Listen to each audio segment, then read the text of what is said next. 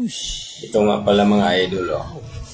Baka mayroon kayong mga lupa na ganito rin ang kulay sa inyo. Huwag niyong baliwalain mga idol. Ayan, oh. Huwag niyong baliwalain mga idol. Pera pala yan mga idol. Tingnan mga idol. Ayan, oh. Ayan, oh. Pinagtitibag niya, oh. Yung lupa, oh. Tapos kumuha siya ng kuwali idol. Yung ano ba, yung aga-aga niya. Ayan, o.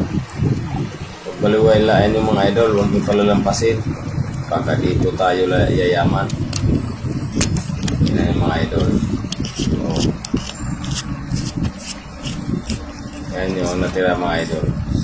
Ginto mga idol, ginto. Kaya kung mayroon kayong mga pansin na ganyan lupa sa inyo mga idol at ganyan tubig na umagos para may kalawang, tirahin nyo na mga idol. Ang mahal ng ginto ngayon mga idol. Ayan, o. Ginto na. O, sipag lang mga idol, sipag lang.